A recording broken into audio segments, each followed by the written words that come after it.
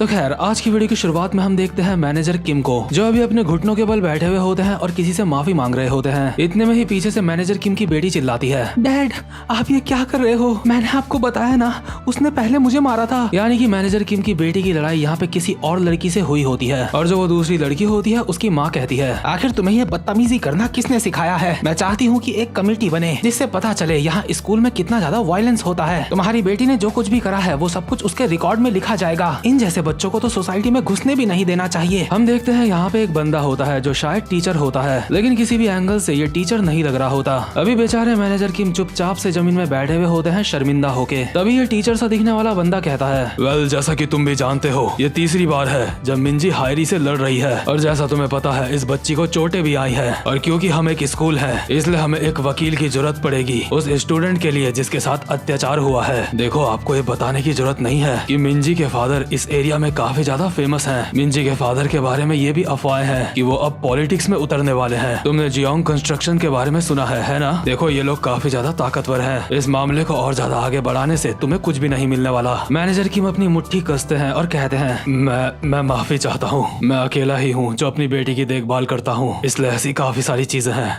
जो मैं उसको सिखा नहीं पाया। मैनेजर किम की बेटी चिल्ला के कहती है, डैड आप माफी क्यों मांग रहे हो? लेकिन मैनेजर किम दूसरी लड़की के पेरेंट्स के सामने घुटने टेक के बोल रहे होते हैं, एक लड़की का बाप दूसरे लड़की के बाप से माफी मांगना चाहता है, प्लीज मुझे माफ कर दो। और माफी मांगने के बाद मैनेजर किम अपनी बेटी के साथ यहाँ से निकल लेते हैं। मैनेजर किम की बेटी आगे आगे चल रही होती है और मैनेजर किम पीछे से कहते हैं, क्या तुम कुछ खाना चाहोगी? मैनेजर किम की बेटी कहती है, नहीं मुझे कुछ नहीं खाना। मैं ना खाना खाना चाहती हूँ और ना ही मैं स्कूल जाना चाहती हूँ और ना ही मुझे मेरे इतने डरपोक डैड चाहिए। डैड आखिर आपकी दिक्कत क्या है?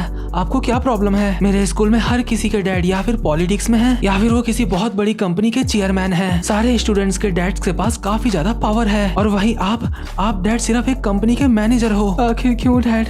मैं ऐसे पैदा क्यों हुई? आखिर क्यों मेरे पास बाकियों की तरह कुछ भी नहीं है? और आखिर हम इतनी सारी जगहों को छोड़ के साउथ कोरिया में क्यों रहते हैं? मुझे सच में अपनी हालत देख के दया आ रही है खुद पे। आखिर आपने मुझे पैदा ही क्यों करा? अगर आपकी जिंदगी ऐसी होनी थी, जो इंसान एक बच्चे को ठीक से पाल नहीं सकता, उसको बच्चा रखने का कोई भी हक नहीं है। मैनेजर किम की बेटी अभी काफी ज्यादा रो रही होती है, वो बहुत ज्यादा दुखी होती है। मैनेजर किम को ये सब कुछ देख के खुद काफी ज्यादा दुख हो रहा होता है, लेकिन वो कुछ भी नहीं कर सकते। इतने में ही मैनेजर किम की बेटी यहाँ से जाने लगती है और मैनेजर किम पीछे से कहते हैं, मिंजी रुक जाओ। और यार यहाँ पे नामों में कंफ्यूज मत होना। यहाँ पे अभी अभी मुझे भी क्लियर हुआ है कि मैनेजर किम की बेटी का नाम है मिंजी और जिसके साथ मिंजी ने फाइट करी उसका नाम होता है हैरी। बट पहले मैंने उन दोनों के नाम उल्टे समझ लिए थे। तो खैर अभी मिंजी यहाँ से जाने लगती है और अपने डैड को कहती है, मुझे अकेला छोड़ दो। आपको कहने के लिए मेरे पास कुछ भी नहीं है और मेरे पीछे पीछे मुझे ढूंढने के लिए मत आना। मैं आज हैरियोंग के घर में रुकने वाली हूँ। मैं सच बता रही हूँ, अगर आप मुझे ढूंढते हुए मेरे पीछे आए, सच में मुझे बहुत ज्यादा गुस्सा आएगा आपके ऊपर। और मैनेजर किम बस खड़े खड़े देखते रह जाते हैं और उनकी बेटी यहाँ से चले जाती है। और भाई लोग आपको कहना चाहता हूँ कि जिस तरह से मिंजी ने अपने फादर को सुनाया है ना, इस तरह से कभी भी अपने पेरेंट्स को किसी को भी नहीं सुनाना चाहिए। यहाँ तक कि हमारा लुकिसम वाला डैनियल भी पहले अपनी मदर को ऐसे ही सुनाया करता था, बट बाद में डैनियल काफी ज्यादा मैच्योर हो जाता है और उसे समझ आता है कि उसे ऐसा नहीं करना चाहिए था और रियल वर्ल्ड में ये बात बिल्कुल बहुत ज्यादा अप्लाई होती है। इसके बाद सीन शिफ्ट होता है और हम देखते हैं मिंजी को, जिसके अगल बगल काफी सारे स्टूडेंट्स होते हैं। हालांकि उन्होंने स्टूडेंट्स की ड्रेस नहीं पहनी होती। और यहाँ पे हम देखते हैं हैरी को, जो मिंजी के एक रैपट मारती है और कहती है, तू छोटी कुतिया, आखिर तू मुझे ऐसे क्या देख रही है? क्या तू मुझे दोबारा से मारना चाहती है? और हायरी मिंजी के रैपट बजा देती है। इतने में ही मिंजी भी हायरी के बाल पकड़ के उसको मारने की कोशिश कर रही होती है और ये दोनों लड़कियां बिल्लियों की तरह आपस में लड़ने लगती हैं। और अगल बगल के लौंडे इन दोनों की फाइट का मजा ले रहे होते हैं और कहते हैं, वो ये तो एक कैट फाइट है, इसके पंजे तो काफी ज्यादा चलते हैं। इतने में ही यहाँ पे एक मोटा सा लौंडा आके मिंजी के लात मार देता है और कहता है,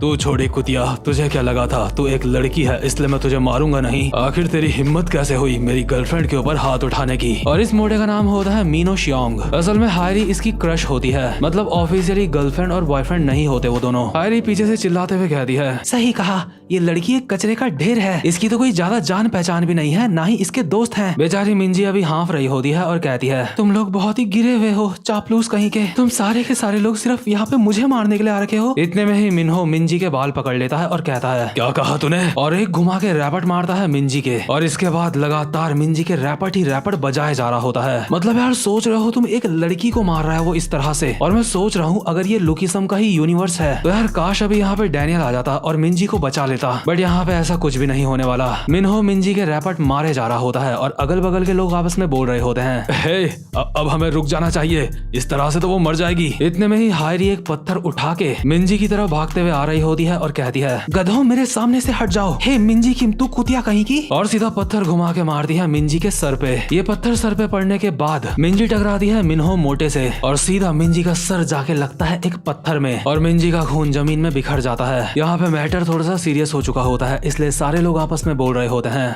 ओ शिट, आखिर हमने ये क्या करा, क्या ये मर चुकी है, कोई 911 को कॉल करो। मिन्हो मोटा अपने मन में कहता है शिट मेरी तो वाट लगने वाली है। इतने में ही एक लड़की कहती है मैं पुलिस को कॉल करती हूँ। इतने में ही मिन्हो मोटा इस लड़की के मुंह पे हाथ लगा देता है और कहता है सब के सब तुम जो कुछ भी कर रहे हो रुक जाओ, तुम सब ने इस चीज में मेरा साथ दिया है, अगर मैं पकड़ा जाता हूँ तो मैं तुम सबका नाम बता दूंगा। तुम लोग ये अच्छी तरह से जानते हो मेरा जब दिमाग खराब होता है तो मैं कैसा होता हूँ, इसलिए समझदारी दिखाओ। तुम जिस किसी को भी कॉल कर रहे हो कॉल करना बंद करो। मैं एक गैंग के हेड को जानता हूँ, मैं उसको कॉल मिलाने की कोशिश करता हूँ। मुझे नहीं पता कि वो मेरी मदद करेगा या फिर नहीं, क्योंकि मैं यहाँ पे नया हूँ। अभी हम देखते हैं मिंजी जमीन में अनकॉन्शियस पड़ी हुई होती है और मिन्हो एक बंदे को कॉल लगाता है और कहता है ओ हेलो सर, मैं मिन्हो शियोंग बोल रहा हूँ। हाँ मुझे आपकी एक मदद चाहिए। क्या आप मेरी मदद नहीं कर सकते? इतने में ही हायरी मिन्हो से फोन छीनती है और कहती है फोन मुझे दो। हेलो मैं गैंगचॉन जू की बेटी हूँ, मेरे डैड जियोंग कंस्ट्रक्शन के चेयरमैन हैं और मुझे अभी किसी ऐसे इंसान की जरूरत है जो यहाँ पे मैटर को संभाल सके। और जहाँ मिंजी के साथ इतना कुछ हो रहा होता है वहीं हम देखते हैं मैनेजर किम को, जिन्होंने चूल्हे में कुकर चढ़ा रखा होता है और बहुत ही उदास होके खाना खा रहे होते हैं और मिंजी का इंतजार कर रहे होते हैं। मैनेजर किम घड़ी में देखते हैं और कहते हैं मिंजी को आने में देर हो चुकी है। और वहीं दूसरी तरफ मिन्हो और हायरी कार में कुछ बंदों के साथ बैठ के कहीं जा रहे होते हैं। असल में कार में जो बाकी के बंदे होते हैं वो गैंगस्टर्स होते हैं जिनको मिन्हो ने कॉल मिलाया था। इनमें से एक बंदा हायरी को कहता है तो तुम मिस्टर जू की बेटी हो? हायरी कहती है हाँ सही कहा। गैंगस्टर कहता है वेल तुम्हें पता है हम ऐसे मामलों में ज्यादा टांग नहीं अड़ाते हैं, लेकिन क्योंकि तुम मिस्टर जू की बेटी हो इसलिए मैं यहाँ पे आया हूँ, तुम स्पेशल हो समझी। हायरी इन गैंगस्टर्स को देख के काफी ज्यादा नर्वस होती है और कहती है हाँ ठीक है लेकिन काम तो हो जाएगा ना, प्लीज इस मैटर को संभालने का काम अच्छे से करना और कोशिश करना कि तुम्हें कोई देख ना पाए, क्योंकि हमें और ज्यादा लफड़ा नहीं चाहिए। गैंगस्टर कहता है इतनी चिंता मत करो, हमारे पास आजकल जो टेक्नोलॉजी है उससे काम काफी ज्यादा आसान हो जाएगा। हम जब ऐसे मैटर जापान को सेंड करते हैं तो वहाँ से वो लोग किसी भी इंसान को बिना सबूत के गायब कर सकते हैं। उसका क्या नाम था? हाँ कंप्रेशन टैक। दूसरा बंदा कहता है बॉस उसका नाम कंप्रेशन टैक है। गैंगस्टर कहता है हाँ सही कहा कंप्रेशन। एक बार जब हम उस मशीन के ऊपर किसी की बॉडी को रखते हैं तो वो बॉडी वहाँ पे कांपने लगती है और उस मशीन का काम पूरा होते ही बॉडी का भी काम हो जाता है। आजकल की टेक्नोलॉजी सच में काफी ज्यादा सही है। यानी कि यार ये लोग मिंजी की बॉडी के साथ कुछ करने की सोच रहे होते हैं, जैसे कि उसे पूरी ही तरह से खत्म करने की। और इस बात का एहसास होते ही हायरी काफी ज्यादा डर जाती है। हम देखते हैं जो मिंजी होती है वो गाड़ी की डिक्की में पीछे होती है और गैंगस्टर हायरी को कहता है तो ठीक है हमारे मेहमानों अब तुम्हें यहाँ से उतरना होगा, इसके आगे हम लोगों को ही जाना अलाउड है। और हाँ पैसों के बारे में चिंता मत करना कि तुम्हें हमें कितने पैसे देने हैं, मैं मिस्टर जू को वो बिल भेज दूंगा जितने उन्हें पैसे देने हैं, ठीक है। और हम देखते हैं जो मिंजी होती है उसका हाथ हल्का सा हिल रहा होता है, इसका मतलब शायद मिंजी जिंदा है। लेकिन जो मैनेजर किम होते हैं अब भी घर में बैठ के इंतजार कर रहे होते हैं। इतना ज्यादा इंतजार करते करते उनकी आंख लग जाती है, लेकिन अचानक से ही वो अपनी नींद से जागते हैं और घड़ी में देख के हैरान हो जाते हैं कि अब और ज्यादा समय हो चुका है। मैनेजर किम फटाफट से अपने कपड़े पहन के बाहर निकलते हैं और देखते हैं कुछ बच्चे आपस में बात कर रहे हैं। यहाँ पे क्या हुआ? क्या यहाँ पे किसी की फाइट हुई थी क्या? ये सच में काफी अजीब है, ये तो इंसान का खून है ना? क्या हमें पुलिस को बुलाना चाहिए? अरे रहने दो, मुझे लगता है पहले ही किसी ने पुलिस को बुला लिया होगा। चलो हम यहाँ से चलते हैं। मैनेजर किम देखते हैं यहाँ पे खून के निशान है जमीन में। तभी उन्हें जमीन में एक हेयर बैंड पड़ा हुआ दिखता है और उन्हें याद आ जाता है कि ये हेयर बैंड उसी लड़की का है जिसकी मिंजी के साथ पहले फाइट हुई थी। मैनेजर किम मिंजी की दोस्त को कॉल करके कहते हैं हेलो क्या हेयर योंग बात कर रही है? हाय मैं मिंजी का डैड बोल रहा हूँ, क्या पिछली रात मेरी बेटी तुम्हारे साथ थी? अच्छा ठीक है। मैनेजर किम को अंदाजा हो जाता है कि उनकी बेटी किसी खतरे में है और मैनेजर किम अभी अपने बीस्ट मोड में लग रहे होते हैं। इसके बाद सीन शिफ्ट होता है और हम देखते हैं हायरी और मिनहो को जो सड़क में पैदल जा रहे होते हैं और हायरी कहती है, हे, हमें कुछ नहीं होगा, है ना? मिनहो मोटा कहता है, अरे तुम चिंता मत करो, तुमने बताया था ना उसके डैड भी एक नंबर के ढक्कन है, चिंता मत करो, वो लोग उसे कभी भी ढूंढ नहीं पाएंगे, हमें बस अपना मुंह बंद रखना है, मैं तुम्हें घर तक छोड़ देता हूँ, तुम चिंता मत करो, ठीक है? इतने में ही इन दोनों के पीछे से मैनेजर किम आ जाते हैं और कहते हैं, एक्सक्यूज मी, क्या मैं तुमसे एक सवाल पूछ सकता हूँ? मैनेजर किम जिस तरह से यहाँ पे आए होते हैं ये देख के इन दोनों की फट गई होती है। मैनेजर किम कहते हैं, मैं मिनजी का फादर हूँ और अभी मैं उसको ढूंढने की कोशिश कर रहा हूँ। इतने में ही मिनहो मैनेजर किम का कॉलर पकड़ लेता है और एक मुक्का मारते हुए कहता है, अबे साले बूढ़े, तूने तो मुझे डरा ही दिया था। तभी मिनहो देखता है कि हायरी काफी ज्यादा डरी हुई है, इसलिए वो रुक जाता है और कहता है, हम किसी मिंजी विंजी को नहीं जानते, हम तुम्हारी मदद नहीं कर सकते। इतने में ही मैनेजर किम हायरी को उसका हेयर बैंड दिखाते हैं और कहते हैं, मिस, ये तुम्हारा है ना? मुझे सड़क में पड़ा मिला, ये तुम्हारा ही है ना? तभी मिनहो मैनेजर किम के दोबारा से मुक्का मारने वाला होता है और कहता है, अबे तू जहाँ जा रहा था वहाँ चला जा, ऐसा करेगा तो तुझे चोट नहीं लगेगी, मैं सच बता रहा हूँ, मेरा मूड आज ठीक नहीं है, अभी मैं तुझे यहाँ से जाने दे रहा हूँ, इसलिए चुपचाप से यहाँ से चला जा। लेकिन इसके बाद सीन शिफ्ट होता है और हम देखते हैं मैनेजर किम की पुरानी यादें, जिससे हम ये अंदाजा लगा सकते हैं कि मैनेजर किम कितने ज्यादा खतरनाक इंसान है। हम देखते हैं मैनेजर किम चिल्ला के बोल रहे होते हैं, प्लीज मैं कहता हूँ मुझे जाने दो। और काफी सारे फौजियों ने मैनेजर किम के ऊपर अपनी बंदूक तान रखी होती है और दूसरा फौजी मैनेजर किम को कहता है, सार्जेंट किम,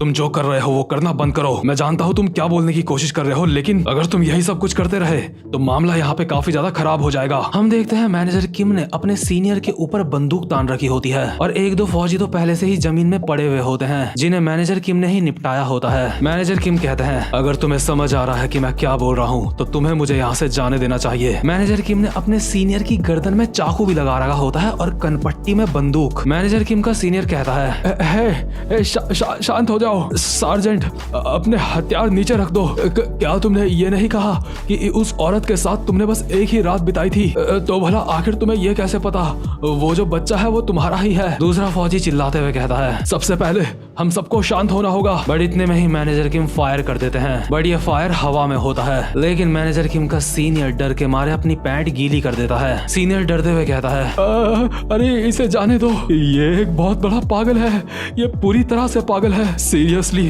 अगर ऐसा ही चलता रहा ये हम सबको जान से मार देगा। और यार सोचो, जिस बंदे को देख के फौजी इतना ज्यादा डर रहे हैं वो बंदा खुद एक कितना खतरनाक फौजी होगा। देखो मैं यहाँ पे फौजी शब्द इस्तेमाल कर रहा हूँ, लेकिन करने के लिए मैं स्पेशल फोर्सेस शब्द भी इस्तेमाल कर सकता हूँ। इसके बाद हम प्रेजेंट मोमेंट में वापस आते हैं जहाँ पे मिनहो मैनेजर किम का कॉलर पकड़ के बोलता है, तुझे लगता है तू बहुत ज्यादा खतरनाक है बुढ़े, अब तक मैं तेरे ऊपर रहम खा रहा था लेकिन अब तो तेरी। और मिनहो अपनी टी शर्ट निकालने लगता है मैनेजर किम को मारने के लिए और कहता है, लगता है तुझे अब समझ आएगा कि असली तरह से तुड़ाई करना किसको कहते हैं बुढ़े, क्या तू भी अपनी शर्ट निकालना चाहता है? मैनेजर किम कहते हैं, संभल के बच्चे। बट इतने में ही मिनहो मैनेजर किम की शर्ट पकड़ता है और उसको फाड़ते हुए कहता है, या फिर तू चाहता है मैं तेरी शर्ट निकालूं? बुढ़े आखिर तुझे लगता क्या है, तू कौन है? क्या तुझे पता भी है कि फाइट कैसे करी जाती है? और मैनेजर किम की शर्ट फाड़ते ही जो मिनहो होता है काफी ज्यादा हैरान हो जाता है, साथ ही साथ में हायरी भी डर के मारे कांप रही होती है। इसके बाद दोबारा से हम वो सीन देखते हैं जब मैनेजर किम ने अपने सीनियर की गर्दन में चाकू लगा रखा होता है। अभी एक फौजी चिल्ला के अपने सीनियर को कहता है, ये नामुमकिन है, तुम जानते हो हम इसे यहाँ से जाने नहीं दे सकते, हमारे जो ये कपड़े हैं ये दुनिया के लिए एक सीक्रेट रहना चाहिए। सार्जेंट किम,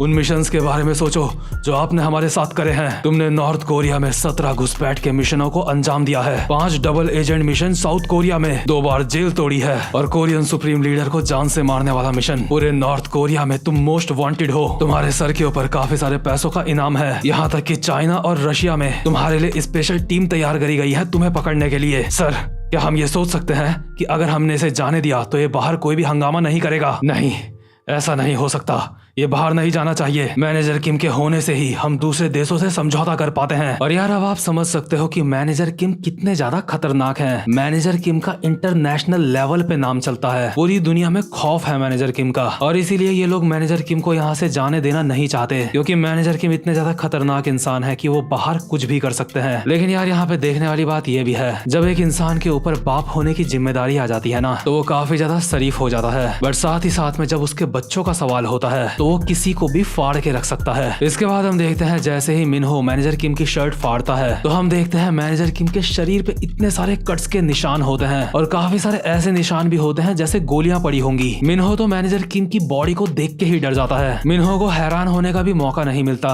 मैनेजर किम गोली की रफ्तार में मिनहो के ऊपर काफी सारे अटैक करते हैं और लास्ट में मिनहो के एक लात मार के उसको हवा में उड़ा देते हैं। मिनहो का सर जैसे ही जमीन में टकराने वाला होता है इतने में ही मैनेजर किम अपने जूते से मिनहो के सर को रोक लेते हैं टकराने से और कहते हैं, मेरे पास तेरे लिए बस एक सवाल है, मेरी बेटी कहाँ है। मैनेजर किम ने हायरी के हेयर बैंड से मिनहो का गला घोट रखा होता है जिससे मिनहो की हालत खराब हो रही होती है और हायरी ये सब कुछ देख के काफी ज्यादा डर रही होती है और पीछे से मैनेजर किम को बोल रही होती है, प्लीज रुक जाओ। मैनेजर किम मिनहो से अपनी बेटी का पता पूछ रहे होते हैं और मिनहो फटी हुई हालत में कहता है, जब हम जा रहे थे तो वो हमें दाएं मुड़ने के लिए और बाएं मुड़ने के लिए बोल रहे थे। वो लोग हमें सिर्फ रास्ता बता रहे थे, मुझे नहीं पता वो तुम्हारी बेटी को कहाँ लेके गए। प्लीज मेरे ऊपर यकीन करो। मैनेजर किम कहते हैं, और तू ये भी नहीं जानता कि उनसे वापस से कांटेक्ट कैसे करना है ना। मिनहो कहता है, हम एक पॉइंट ऑर्गेनाइजेशन है, जब वो लोग हमसे कांटेक्ट करना चाहते हैं हम तभी उनसे बात कर सकते हैं। मैनेजर किम कहते हैं, और तुम्हारी गैंग का वो लीडर कहाँ है जो पहले तुम सबसे बात करता है। मिनहो की हालत यहाँ पे बिल्कुल फट चुकी होती है। उसको जो कुछ भी छोटा मोटा पता होता है वो सब कुछ मैनेजर किम को बता देता है। हालांकि मिनहो को भी नहीं पता होता कि गैंगस्टर्स मैनेजर किम की बेटी को कहाँ पे लेके गए हैं। इसके बाद सीन शिफ्ट होता है और हम देखते हैं एक घर का सीन जहाँ पे एक बंदा हाथ जोड़ के एक गैंगस्टर को बोल रहा होता है, मुझे माफ कर दो,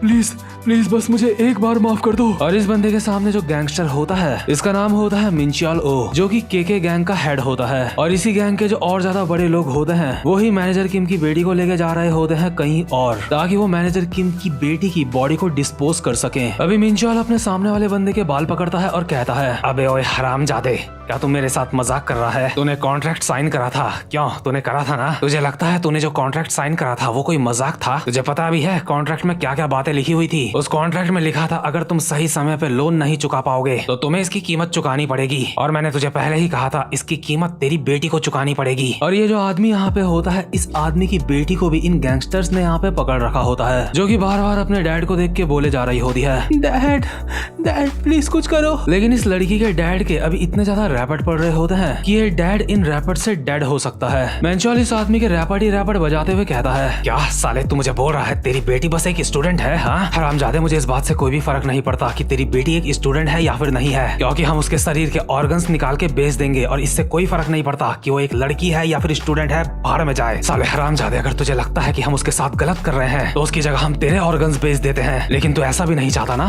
कि हम तेरे ऑर्गन्स बेचें। और बहुत सारे रैपट मारने के बाद मैनचॉल एक लात मारता है इस आदमी के मुंह पे। इसके बाद ये गैंगस्टर इस आदमी की बेटी को जबरदस्ती खींच के ले जा रहे होते हैं और मैनचॉल कहता है, हरामजादे अब तू चुपचाप से यहाँ पे बैठ और देख हम क्या करते हैं। हे, इस लड़की को लेके चलो। ये लड़की अभी बार बार रो रो के चिल्ला रही होती है, डैड डैड प्लीज डैड। लेकिन इस लड़की के डैड यहाँ पे पूरी तरह से लाचार होते हैं और कुछ भी नहीं कर सकते। मैनचॉल इस आदमी का सर पकड़ता है और इसकी बेटी की तरफ करके कहता है, हरामजादे अब ढंग से देखियो कि जब हमारे पैसे हमें कोई वापस नहीं देता है तो हम उसके साथ क्या करते हैं। अब तुझे समझ आएगा कि तूने हमारे साथ जो कॉन्ट्रैक्ट साइन करा था वो क्या था। बुड्ढे हरामजादे, अब तुझे समझ आएगा असल में जिंदगी किसको कहते हैं। ये लोग इस आदमी की बेटी का भी बुरा हाल करने वाले होते हैं और ये आदमी अपनी आंखें बंद करके अपने मन में बोल रहा होता है, नहीं मैं ये सब कुछ नहीं देख पाऊंगा। और वहीं इस आदमी की बेटी भी डैड डैड चिल्ला रही होती है। लेकिन इतने में ही इस घर के बाहर एक ऐसी लड़की के डैड पहुंचते हैं जो अपनी बेटी के लिए किसी को भी डैड कर सकते हैं, यानी कि अपने मैनेजर किम। मैनेजर किम इस घर की बेल बजाते हैं और एक गैंगस्टर मैनचॉल को आके कहता है,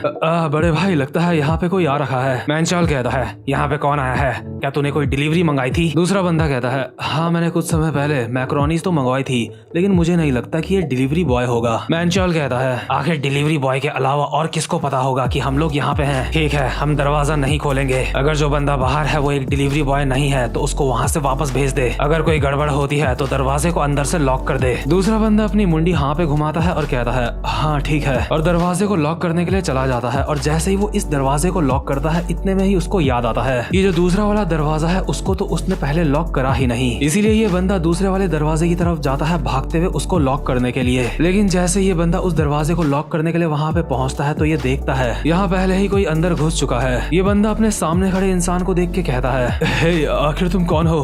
तुम किसी की प्रॉपर्टी में ऐसे नहीं घुस सकते। और इस बंदे के बस इतना कहने की देर होती है, इतने में ही इस बंदे की तुड़ाई होनी स्टार्ट हो जाती है। इस बंदे के जो रैपट अंदर पड़ रहे होते हैं, बाहर वो मिंचॉल और बाकी के बंदे सुन रहे होते हैं। मिंचॉल डरते डरते दरवाजे के बाहर से कहता है, हे क्या तुम मेरी बात सुन रहे हो? क्या तुम्हें आवाज आ रही है? लेकिन दरवाजे के अंदर से सिर्फ बूम बाम की आवाजें आ रही होती हैं, क्योंकि मैनेजर किम अंदर उस दूसरे बंदे की अच्छे से तोड़ रहे होते हैं। इतने में ही यहाँ पे जो मिंचॉल के साथ बंदा होता है, वो अपने बेसबॉल का बैट उठा के उस रूम की तरफ जाता है ये देखने के लिए कि वहाँ पे क्या चल रहा है। और दरवाजे को हल्का सा खोलते ही साथ अंधाधुन बेसबॉल का बैट घुमा देता है, लेकिन ये बैट जाके लगता है उसी बंदे के मुंह पे जो इन्हीं के साथ है। मैनेजर किम जानबूझ के उस बंदे का मुंह सामने लेके आए होते हैं और खुद नीचे की तरफ से डॉज करते हुए गोली की रफ्तार में यहाँ पे पहुंचते हैं और एक हाथ से इस मोड़ी की ठुड्डी में रैपट मारते हैं और दूसरे हाथ से अपनी कोट की जेब से एक रस्सी निकालते हैं। जहाँ एक हाथ से इस मोटे के रैपट ही रैपट पड़े जा रहे होते हैं, वहीं दूसरे हाथ से मैनेजर किम इस रस्सी को इस तरह से फेंकते हैं कि ये रस्सी इस मोटे के पैर में लिपट जाती है और साथ साथ में जो ऊपर लाइट वाला झूमर होता है उसमें फंस जाती है ये रस्सी। और रिजल्ट के तौर पे ये मोटा अभी रस्सी से उल्टा लटक रहा होता है। ये मोटा भी ये देख के हैरान होता है कि कोई इतनी जल्दी कैसे किसी के पैर पे रस्सी बांध के उसको उल्टा लटका सकता है। ये मोटा हैरानी में डरते हुए कहता है, वो आखिर ये क्या था? और जो लड़की अब तक यहाँ पे रो रही होती है वो कहती है, कमाल है। इसके बाद मैनेजर किम इस मोटे के बिल्कुल मुंह के पास आते हैं और कहते हैं, मिंजी कहाँ है? मोटा कहता है, क्या मिंजी? कौन मिंजी? मैनेजर किम इस रस्सी को और ज्यादा तेज से खींचते हैं, जिस वजह से इस मोटे के पैरों में काफी ज्यादा दर्द हो रहा होता है। और ये मोटा कहता है, प्लीज रुक जाओ, इस रस्सी को और मत खींचो, मैं नहीं जानता, मैं सच में नहीं जानता तुम क्या बोल रहे हो, प्लीज रुक जाओ, मुझे ऐसा लग रहा है मेरी टांगे कट के गिर जाएंगी, बड़े भाई मुझे बचाओ। लेकिन जो बड़ा भाई होता है यानी कि मैंचॉल खिड़की से नीचे कूद के यहाँ से भाग जाता है। हालांकि मैनेजर किम उसको पकड़ने की कोशिश करते हैं, लेकिन वो मैनेजर किम के हाथ में नहीं आता। इसके बाद मैंचॉल तेजी से सड़क में भाग रहा होता है और हांफते हांफते अपने मन में कहता है, शिट, आखिर ये कौन था? क्या ये पुलिस वाला है? आखिर इसको कैसे पता चला कि हम लोग यहाँ पे हैं? क्या हमारी इन्फॉर्मेशन किसी ने लीक करी है? अब मैं क्या करूँ? मेरे समझ नहीं आ रहा है। लेकिन इतने में ही भागते भागते इस बंदे का पैर एक तार से टकराता है, जिस वजह से ये जमीन में जाके गिर जाता है और सड़क में गिर के इसकी नाक फूट जाती है और ये कहता है, व्हाट द फक साला, यहाँ पे ये तार किसने लगा रखी है? और ये बंदा देखता है यहाँ पे तो एक ही तार थी, लेकिन इसके सामने तारों का पूरा जाल बिछा हुआ होता है, जिससे कि ये बंदा कट के मर भी सकता था। और जिस बंदे ने पहले लुकिसम देखा होगा वो पहले ही समझ सकता है कि ये तारें किसने बिछा रखी है यहाँ पे। ऐसा और किसी ने नहीं बल्कि करा होता है मैनेजर किम ने। और मैनेजर किम की हमने ये वाली ट्रिक उस वक्त भी देखी थी जब मैनेजर किम की फाइट हो रही होती है वैरेन और एलाई के साथ, यानी कि एली जैंग। तो खैर, अगर आपने लुकिसम में मैनेजर किम को नहीं देखा है तो आप मेरे चैनल पे लुकिसम के सारे एपिसोड देख सकते हो। खैर, जैसे ये बंदा जमीन में गिर चुका होता है, इतने में ही इस बंदे के पीछे से मैनेजर किम आते हैं और इस बंदे के गले में पीछे से रस्सी डाल के इसकी बहुत ही ज्यादा गंदी तुड़ाई कर रहे होते हैं। हमें बस बूम बाम की आवाजें आ रही होती है और मैंचॉल की आवाजें आ रही होती है जो बोल रहा होता है, मुझे नहीं पता। लिटरली मैनेजर किम ने मैंचॉल का कुत्ता बना दिया होता है। अभी हम देखते हैं मैंचॉल के मुंह में मैनेजर किम ने एक पन्नी लगा रखी होती है और पन्नी के अंदर से निकल रहा होता है खून। साथ ही साथ में मैंचॉल की बहुत ही तेजी से हांफने की आवाजें आ रही होती हैं। ऐसी फटी हुई हालत में भी मैंचॉल कहता है, हरामजादे, मैंने तुझे कहा ना, मुझे कुछ भी नहीं पता। हमें टेलीग्राम में बस उसी समय मैसेज मिलता है जब हमें उसकी जरूरत होती है। मैनेजर किम कहते हैं, आखिर वो क्या चीज है? मैंचॉल कहता है, वो एक खुफिया मैसेज करने की सर्विस है, उसमें हम लोग ग्रुप चैट करते हैं, साले हरामी। मैनेजर किम अभी इस बंदे को उसी घर के अंदर लेके आ गए होते हैं जहाँ से ये भागा था और इस बंदे के मुंह की पन्नी निकालते हैं। इसके बाद ये बंदा कहता है, मैं उन लोगों से तब तक बात नहीं कर सकता जब तक वो पहले मुझसे बात ना करे, और जब हम एक ग्रुप चैट बनाते हैं, काम पूरा होते ही हम ग्रुप चैट को डिलीट कर देते हैं। मैनेजर किम कहते हैं, अगर ऐसी बात है तो तूने पहले उनसे कैसे बात करी थी? हम देखते हैं पहले भी जो मैंचॉल होता है उसने ग्रुप चैट में ही बाकी के गैंगस्टर से बात करी थी, यानी कि वो गैंगस्टर जिनके पास अभी मिंजी है। जिस गैंगस्टर के पास अभी मिंजी है, जब उसको ये बताया गया कि ये मैटर गैंगचान जू की बेटी का है, यानी कि हायरी का, जिसने मिंजी को मारा है, ये सुन के ही वो पीले दांतों वाला गैंगस्टर तैयार होता है हायरी की मदद करने के लिए। और ये सारी बातें इन गैंगस्टर्स ने ग्रुप चैट में ही करी होती है, जो कि अभी मैंचॉल मैनेजर किम को बता देता है। लेकिन क्योंकि मैनेजर किम को अब भी मिंजी तक पहुंचने का रास्ता नहीं पता चला होता, इसलिए मैनेजर किम इस बंदे का हाथ पकड़ के मोड़ने लगते हैं और ये बंदा कहता है, मेरा हाथ ये टूट जाएगा, छोड़ो, मैं तुम्हें सच बता रहा हूँ, मुझे और कुछ भी नहीं पता। क्या तुम जो कर रहे हो ये साउथ कोरिया में करना अलाउड है? साले हरामखोर, मैं तेरे ऊपर केस करूंगा। मैनेजर किम कहते हैं, अच्छा तो जो तुम लोग करते हो क्या वो करना अलाउड है? और मैनेजर किम इस बंदे का हाथ तोड़ देते हैं, जिस वजह से ये बंदा बहुत ही तेजी से करहा रहा होता है। इसके बाद मैनेजर किम इसके सामने आते हैं और कहते हैं, बस मेरे सवाल का जवाब दे, आखिर तुझे अपने ऊपर इतना विश्वास क्यों है? आखिर अब भी तू इतना ज्यादा क्यों अकड़ रहा है? मैंगचोल अभी पूरा का पूरा टूट फूट चुका होता है, लेकिन उसके बावजूद भी ये कहता है, साले पागल हरामखोर, कानून की वजह से तू जो कुछ भी कर रहा है ये कानून के खिलाफ है साले। और तुझे बता दूं, मैं एक माइनर हूँ, तू एक माइनर के साथ ऐसा कर रहा है। और क्योंकि मैं एक माइनर हूँ, अगर मैं कोई कानून तोड़ भी देता हूँ तो मुझे सजा नहीं होगी। हरामजादे, कानून हमें सजा नहीं दे सकती क्योंकि हम माइनर्स हैं। इतने में ही मैनेजर की में घुमा के लात मारते हैं इसके मुंह पे और मैंगचोल तड़पता हुआ बोल रहा होता है, हरामजादे, मैं कसम खाता हूँ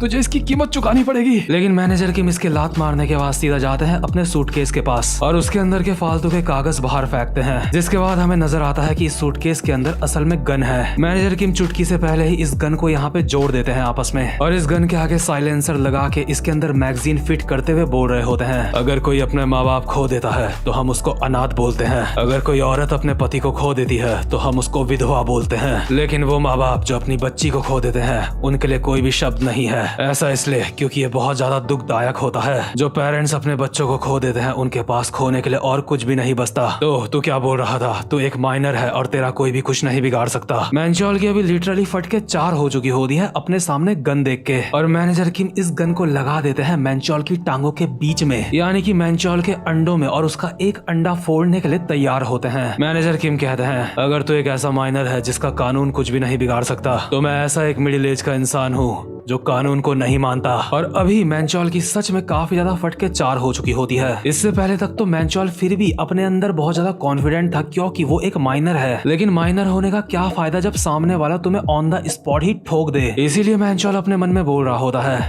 क्या ये सच में एक गन है? क्या सच में ये गोली चला देगा?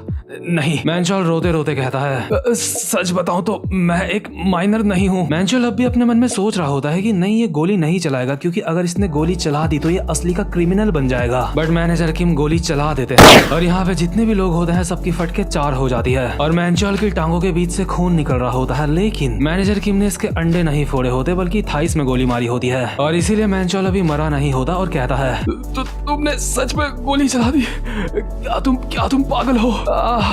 कोई 911 को कॉल करो, कोई जल्दी से एम्बुलेंस लेके आओ। मैनेजर किम अपनी गन को वापस से सूटकेस के अंदर रखते हुए कहते हैं, मैं तुझे जिंदा छोड़ रहा हूँ क्योंकि मुझे अब भी लगता है कि मिंजी जिंदा है और अगर ऐसा ना होता तो मैं तुम सबको यहाँ पे जान से मार देता, तुझे और तेरे साथ यहाँ पे जितने भी बंदे हैं, तेरा परिवार, तेरा दोस्त, तेरे आसपास जितने भी लोग हैं, मैं सबको जान से मार दूंगा। तू क्या बोल रहा था? तू एक ऐसा माइनर है जिसका कोई भी कुछ नहीं उखाड़ सकता। तू काफी ज्यादा फनी है बेटे। मेरा ये मुक्का तेरे कानून से ज्यादा फास्ट है, बिल्कुल उसी तरह जिस तरह से रात लंबी होती है दिन से। अगर किसी भी इंसान ने मेरी बेटी के ऊपर एक उंगली भी उठाई तो मैं इस बात की परवाह नहीं करूंगा कि वो कौन है और किस पोजीशन में है। वो जो भी होगा समझ लेना कि मैं आ रहा हूँ। खैर, मुझे लगता है तूने आज के लिए अपना सबक सीख लिया होगा, इसलिए अपनी जिंदगी में आगे से अच्छे काम करियो। मैं तेरा फोन लेके यहाँ से जा रहा हूँ। लेकिन जैसे ही मैनेजर किम इस बंदे का फोन उठा रहे होते हैं इतने में ही ये फोन बज जाता है। असल में इस फोन में कई सारे मैसेज आए होते हैं जिसपे लिखा होता है, मैंगचोल, जो लड़की चेयरमैन जू की बेटी के साथ लड़ रही थी, हम उसे शिप में लोड कर रहे हैं और मैंने ये कंफर्म कर लिया है कि वो लड़की मर चुकी है। और जैसे ही मैनेजर किम ये मैसेज देखते हैं, मैनेजर किम बहुत ज्यादा हताश हो जाते हैं। अपनी बेटी के लिए एक अल्फा मर्द की आंखों से आंसू आ रहे होते हैं, वो मर्द जो अपनी बेटी के लिए पूरी दुनिया जला सकता था। जैसे ही मैनेजर किम को पता चलता है कि उनकी बेटी अब नहीं रही, उनके हाथों से उनका बैग भी छूट जाता है। वो अपना चश्मा उतार के जैसे तैसे अपने आंसू साफ करते हैं और खुद को संभालते हुए जिस नंबर से अभी मैसेज आया होता है उस पे कॉल करते हैं। और ये कॉल जाके लगता है उन्हीं गैंगस्टर्स को जिनके पास मैनेजर किम की बेटी होती है। जैसे ही गैंगस्टर का फोन बजता है तो उसके साथ वाला उसको कहता है, कौन है? तुम्हें किसका कॉल आ रहा है? दूसरा बंदा कहता है, अरे नहीं सर, ये कुछ भी नहीं है। मैंने उन्हें बता दिया है कि लड़की को हमने शिप में चढ़ा दिया है, लेकिन मुझे समझ नहीं आ रहा है आखिर वो मुझे कॉल क्यों कर रहा है। वो तो हमसे हमेशा मैसेज में बात किया करता था,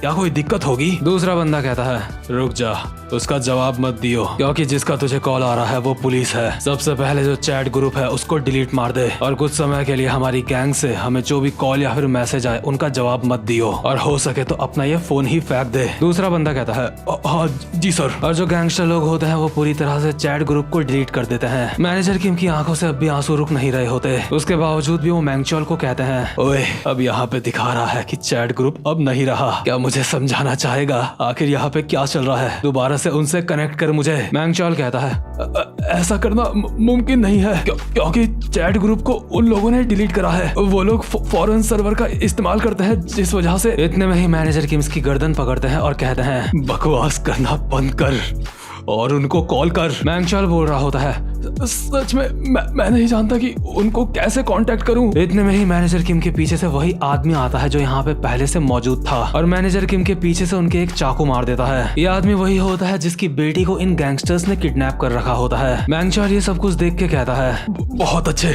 एक बार फिर से उसके चाकू मार। तभी ये चाकू मारने वाला आदमी डरते डरते कहता है मैंने इसके चाकू मारा तो अब हमारा हिसाब बराबर हो गया है ना, मेरे ऊपर जो कर्जा है अब तुम उसको माफ कर दोगे है ना। मैंगचोल कहता है ठीक है मैं तेरा कर्जा माफ कर दूंगा, लेकिन इसके दोबारा से मार चाकू। इसके बाद मैनेजर किम अपनी जगह पे खड़े उठते हैं और हम देखते हैं मैनेजर किम ने ये चाकू अपने हाथों के बीच में फंसा रखा होता है, यानी कि मैनेजर किम के ये चाकू नहीं लगा होता। और वैसे भी मैनेजर किम एक स्पेशल सीक्रेट एजेंट है, उन्हें ऐसी परिस्थितियों से निपटना अच्छी तरह से आता है। और मैनेजर किम के क्योंकि चाकू नहीं लगा होता इसलिए मैंगचोल बहुत ही ज्यादा डर के कहता है प्लीज दया करो मेरे ऊपर, रुक जाओ ये सही नहीं है। और मैनेजर किम अभी मैंगचोल के बस चाकू घोंपने ही वाले होते हैं, लेकिन इतने में ही यहाँ पे 3 पुलिस वाले आ जाते हैं जो मैनेजर किम के ऊपर गन तानते हुए कहते हैं तू साइको कहीं के, वहीं पे रुक जा। एक पुलिस वाला डरते डरते कहता है तो तुम्हारे हाथ में जो चाकू है उसको नीचे फेंको। यूनिट 2 ये यूनिट 1 है, हमें जल्दी यहाँ पे बैकअप चाहिए। यहाँ पे चाकू लेके एक क्रिमिनल घूम रहा है, जल्दी यहाँ पे आओ। लेकिन मैनेजर किम को अभी इनकी बातों का कोई भी असर नहीं हो रहा होता, क्योंकि उनकी आंखों से अब भी आंसू टपक रहे होते हैं। उन्हें अब भी मिंजी का ही दुख सताया जा रहा होता है। इसके बाद यहाँ पे और भी पुलिस वाले आते हैं और मैनेजर किम को और बाकी के बंदों को पकड़ के पुलिस स्टेशन ले जाते हैं। पुलिस स्टेशन में हम देखते हैं एक पुलिस वाला अभी कॉल पे बात कर रहा होता है और कहता है क्या तुमने क्या कहा?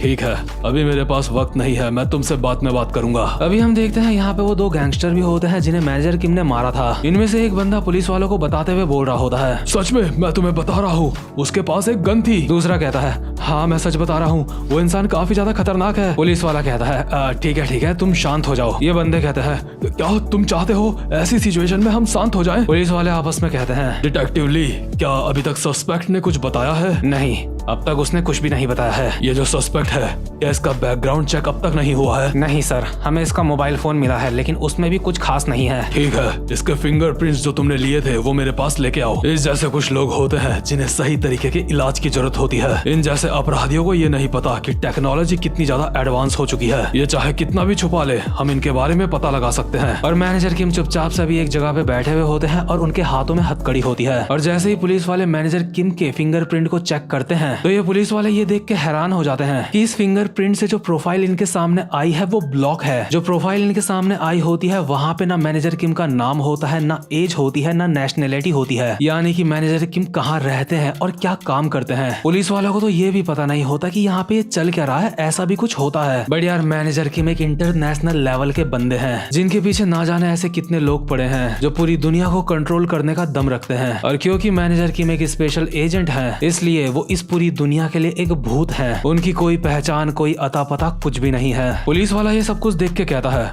आखिर ये सब क्या है? तभी छपरी गैंगस्टर्स कहते हैं आखिर तुम ये क्या कर रहे हो? यही वो इंसान है जिसने सारा का सारा हंगामा मचाया था। ये अपनी बेटी को ढूंढ रहा था। मैंने आज तक अपनी जिंदगी में इस इंसान को पहले कभी भी नहीं देखा है। ओए तू हरामजादे, अपने बारे में इनको बताता क्यों नहीं है? इन्हें बता ये सारा का सारा हंगामा तूने ही करा है जब तू अपनी बेटी को ढूंढ रहा था। और इतने में ये छपरी गैंगस्टर मैनेजर किम के एक लात मारता है और मैनेजर किम जमीन में जाके गिरते हैं। ये छपरी बोल रहा होता है हा, तू अभी कुछ भी नहीं कर सकता साले, तेरे हाथों में हथकड़ी है। साले हरामजादे, मैं तुझे नहीं छोड़ूंगा। आखिर तू इन पुलिस वालों का जवाब क्यों नहीं देता? और ये गैंगस्टर अभी मैनेजर किम के लाते ही लाते मारे जा रहा होता है। और यार जिस बाप की बेटी मर गई हो आखिर वो करेगा ही क्या, वो अभी दुख में होगा। इसलिए मैनेजर किम चुपचाप से एक जगह पे लेटे हुए होते हैं और मार खा रहे होते हैं। पुलिस वाले इस छपरी गैंगस्टर को कह रहे होते हैं, हे सर रुक जाइए, ऐसा मत करो। तभी जो यहाँ पे बड़ा पुलिस वाला होता है वो दूसरे पुलिस वाले को कहता है, जाओ जो हमारे साथ वॉलेंटियर काम कर रहे हैं उनको लेके आओ। और इतने में ही दो पुलिस वाले वॉलेंटियर यहाँ पे आ जाते हैं जो इस गैंगस्टर को मैनेजर किम को मारने से रोक रहे होते हैं। ये गैंगस्टर इन पुलिस वालों को भी बोल रहा होता है, छोड़ो मुझे छोड़ दो, आखिर तुम कौन हो। ये दो पुलिस वाले अभी जो यहाँ पे आए होते हैं काफी ज्यादा डरावने लग रहे होते हैं और कहते हैं, सर जब आप यहाँ पे हो तो आपको यहाँ पे तमीज से रहना चाहिए। हम चाहते हैं आप यहाँ पे अपना कोऑपरेशन दिखाओ। हाँ, तुम्हारा कोऑपरेशन काफी ज्यादा जरूरी है यहाँ पे। असल में ये जो दोनों बंदे होते हैं पुलिस वाले, ये काफी ज्यादा खतरनाक होते हैं। ये दोनों एक जूडो टीम के मेंबर भी होते हैं और साथ ही साथ ये एशिया गेम के पार्टिसिपेंट्स भी होते हैं। तभी एक पुलिस वाला दूर से कहता है, हमारे वो दोनों लड़के जूडो जानते हैं, अगर तुमने यहाँ पे कोई भी मुसीबत खड़ी करी तो वो तुम्हारी हड्डी तोड़ देंगे। इतने में ही यहाँ पे सबको एक फोन बजने की आवाज आती है और पुलिस वाले देखते हैं ये जो फोन बज रहा है वो तो मैनेजर किम के पास ही है। एक पुलिस वाला फोन की तरफ देखता है और कहता है, क्या जो इंसान अभी कॉल कर रहा है वो तो इस आदमी की बेटी है। और बेटी शब्द सुनते ही मैनेजर किम काफी ज्यादा हैरान हो जाते हैं। अभी एक पुलिस वाला मैनेजर किम को उनकी जगह से उठाता है और कहता है, ठीक है सर, शांत हो जाओ और खड़े हो जाओ। लेकिन इतने में ही उस पुलिस वाले की नजर पड़ती है मैनेजर किम की हथकड़ी के ऊपर जो कि मैनेजर किम पहले ही खोल चुके होते हैं। और एक पुलिस वाला भी कुछ काम कर रहा होता है और मैनेजर किम की तरफ पलटते हुए कहता है, क्या सस्पेक्ट ने उसकी बेटी के बारे में कुछ बताया है। लेकिन जैसे ये बंदा मैनेजर किम की तरफ पलट के देखता है तो ये हक्का बक्का रह जाता है, क्योंकि यहाँ पे इस पुलिस वाले के अलावा जितने भी पुलिस वाले होते हैं और जितने भी यहाँ पे गैंगस्टर्स थे वो सारे के सारे मार खा के जमीन में पड़े हुए होते हैं। और ये जो यहाँ पे काम हुआ होता है ये कुछ सेकंड्स के अंदर ही हुआ होता है। यहाँ तक कि वो बंदे भी जो दो जूडो वाले थे वो भी यहाँ पे जमीन में पड़े हुए होते हैं। अकेला पुलिस वाला ये सब कुछ देख के हैरान हो जाता है और खुद से कहता है, आखिर यहाँ पे क्या हुआ। और इस बंदे को पता भी नहीं चलता कि मैनेजर किम इसके पीछे खड़े हैं। जैसे इस पुलिस वाले को कुछ भी एहसास होता मैनेजर किम इसे अलमारी में पटक के दे मारते हैं और कहते हैं, चुप, कुछ भी बोलियो मत। और मैनेजर किम इस बंदे के हाथ से अपना फोन लेते हैं और कॉल पिक करके कहते हैं, हेलो मिंजी। लेकिन यार मिंजी तो उन गैंगस्टर्स के मुताबिक मर चुकी होती है, तो आखिर अभी मैनेजर किम के फोन में मिंजी का कॉल कैसे आया। लेकिन उनकी बेटी मिंजी का वहाँ से कोई भी जवाब नहीं आता और वो फोन में देखते हैं तो कॉल अभी डिस्कनेक्ट हो चुकी होती है और दोबारा से कनेक्ट होने की कोशिश कर रही होती है। मैनेजर किम वापस से उस नंबर पे कॉल मिलाते हैं लेकिन वहाँ से उन्हें कंप्यूटर द्वारा एक मैसेज मिलता है, जिस व्यक्ति से आप संपर्क करना चाहते हैं वो अभी उपलब्ध नहीं है। ये सुन के मैनेजर किम बहुत ज्यादा निराश और गुस्से में होते हैं और पुलिस स्टेशन में तबाही मचा के यहाँ से निकल लेते हैं। इसके बाद यहाँ पुलिस स्टेशन में पहुँचता है सुपरिटेंडेंट जनरल जिसका नाम होता है च्योलजुन। च्योलजुन अभी बाकी के पुलिस वालों के ऊपर चिल्ला रहा होता है और कहता है, क्या तो पूरी की पूरी बात ये है, यहाँ पे एक आदमी आया और तुम सबकी वाट लगा के चला गया। पुलिस वाले अपना सर झुका के कहते हैं, जी सर। च्योलजुन कहता है, क्या तुम मेरे साथ मजाक कर रहे हो? तुम्हें क्या लगता है तुम्हारी इस नाकामयाबी से लोग पुलिस के बारे में क्या सोचेंगे? अभी च्योलजुन बाकी के पुलिस वालों को सुना ही रहा होता है लेकिन इतने में ही यहाँ पे एक इंसान आता है जिसने गोल सी टोपी पहनी हुई होती है। एक पुलिस वाला इस बंदे को रोकता है और कहता है, एक्सक्यूज मी, आप अंदर नहीं जा सकते, इस वक्त हम यहाँ पे। लेकिन इतने में ही ये बंदा अपना आइडेंटिटी कार्ड दिखाता है जिसको देख के पुलिस वाला डर जाता है, क्योंकि ऑब्वियसली यहाँ पे जो गोल टोपी वाला बंदा आया होता है वो कोई हायर पोस्ट का पुलिस वाला होता है। अभी एक पुलिस वाला च्योलजुन को पीछे से कहता है, सर वो यहाँ पे। च्योलजुन गुस्से में कहता है, क्या यहाँ पे रिपोर्टर्स पहले ही पहुंच चुके हैं। लेकिन जो गोल टोपी वाला बंदा होता है वो च्योलजुन के पास आता है और उसके कंधे का स्टार फाड़ देता है और च्योलजुन के मुंह पे रैपट मार के उसको दूर फेंक देता है। गोल टोपी वाला बंदा कहता है, तो तेरे कंधे में 1 रोज ऑफ सैरॉन है, क्या तू ही यहाँ का हेड है? ये गोल टोपी वाला बंदा फुल स्वैग में होता है और अभी सिगरेट पी रहा होता है। असल में ये नेशनल स्पेशल ऑपरेशन का एक बंदा होता है, इसका नाम होता है गुकचॉल, लेकिन इसका कोड नेम होता है ग्राउंड हॉग। ग्राउंड हॉग च्योलजुन को कहता है, तुझे अपने कंधे का स्टार सौंपने के लिए तैयार हो जाना चाहिए। च्योलजुन डरते डरते कहता है, आखिर आप कौन हो? ग्राउंड हॉग अपना आईडी कार्ड च्योलजुन के ऊपर फेंकता है और तब जाके च्योलजुन को पता चलता है ये बंदा स्पेशल ओप्स है। इसके बाद ग्राउंड हॉग स्टाइल में कहता है, तुम्हें पूरा यकीन है यहीं पे उसको देखा गया था? दूसरा बंदा कहता है, जी सर, यहीं पे देखा गया था, उन्होंने 66 कोड में उसके ऊपर बैकग्राउंड चेक करा था, ये बात कंफर्म है, वो बंदा यहाँ स्टेशन में भी मौजूद था। ग्राउंड हॉग अपने साथ वाले बंदे को कहता है, सबसे पहले उसके परिवार को ट्रैक करो। और यार ये जो स्पेशल ऑपरेशन वाले बंदे होते हैं ये काफी ज्यादा मॉडर्न होते हैं, इनके पास काफी ज्यादा हाई टेक्नोलॉजी होती है जिसकी वजह से मैनेजर किम और उनकी बेटी की लोकेशन पता लगा लेते हैं। इन स्पेशल एजेंट्स में से एक कहता है, हमने उसकी बेटी की लोकेशन पता लगा ली है और कोड 66 के सेल फोन के लिए अभी भी हम ढूंढ रहे हैं। दूसरा बंदा कहता है, क्या तुम्हें उसको ढूंढने की जरूरत नहीं है। उसने वैसे भी अब तक अपना मोबाइल फेंक दिया होगा। वो इतना भी बड़ा बेवकूफ नहीं है कि अपना मोबाइल अपने पास रखे, क्योंकि अगर वो ऐसा करेगा तो हम उसको ट्रैक कर सकते हैं। तभी दूसरा एजेंट कहता है, नहीं सर, ये सेलफोन अभी हमें मूव करता हुआ दिख रहा है लोकेशन में। ग्राउंड हॉक कहता है, क्या इस वक्त कहाँ पे है वो? दूसरा बंदा कहता है, वेल इस वक्त वो एक टाइकोंडो जिम में है। इसके बाद सीन शिफ्ट होता है और हम देखते हैं टाइकोंडो जिम का सीन, जहाँ पे कुछ छोटे छोटे बच्चे टाइकोंडो की प्रैक्टिस कर रहे होते हैं, जिन्हें एक आदमी ये टाइकोंडो की प्रैक्टिस करवा रहा होता है। लेकिन इतने में ही यहाँ पे मैनेजर किम आते हैं। टाइकोंडो का मास्टर मैनेजर किम को देख के बच्चों को कहता है, ठीक है हम 10 मिनट का ब्रेक लेंगे। और बच्चे फुदकते हुए यहाँ से बाहर भाग जाते हैं थोड़े से मजे करने के लिए 10 मिनट के लिए। इसके बाद टाइकोंडो का मास्टर मैनेजर किम के बगल में आके बैठता है और कहता है, तो काफी समय हो गया जब से तुम मिले नहीं थे। और यार अब जो मैं बात बोलने वाला हूँ उसे ध्यान से सुनना। इस बंदे का नाम होता है हानशु शियोंग, जिसने पहले टाइकोंडो में गोल्ड मेडल जीता हुआ है। और इस बंदे का लुकीसम से बहुत ही ज्यादा तगड़ा कनेक्शन है। लुकीसम में जो हमारा गोंग शॉप जी था, उसने एक बार जैक ली को बताया था कि जोहान शियोंग इतना ज्यादा ओपी फाइटर है। उसकी ये वजह हो सकती है कि उसकी रगों में ही वॉरियर्स का खून दौड़ रहा हो, यानी कि वो किसी लेजेंड की ब्लड लाइन से रिलेट करता हो। और गोंग शॉप के मुताबिक वो सिर्फ एक ही ऐसे लेजेंड को जानता है जिसका सर नेम शियोंग होगा, यानी कि हानशु शियोंग। बट गोंग शॉप को ये बात कंफर्म नहीं होती कि हानशु शियोंग जोहान शियोंग का फादर है। और ना ही हमें लुकीसम में बताया गया है कि जोहान शियोंग का फादर कौन है। बट मुझे पूरा लगता है यही बंदा जोहान शियोंग का फादर है। और जितने भी बंदे मेरी सारी लुकीसम की वीडियोस देख चुके हैं, अब मैनेजर किम की मानवा देख के यहाँ पे उन्हें कई सारी नई चीजें पता चलने वाली है। जैसे कि पहली चीज तो यही हो गई कि हमें जोहान शियोंग के फादर का पता चल चुका है। हानशु शियोंग, इस बंदे के पूरे चांस है कि ये जोहान शियोंग का फादर होगा। अभी हानशु शियोंग मैनेजर किम को कहता है, अगर तुम इतने समय बाद यहाँ पे आए हो तो जरूर कोई ना कोई बात होगी, बताओ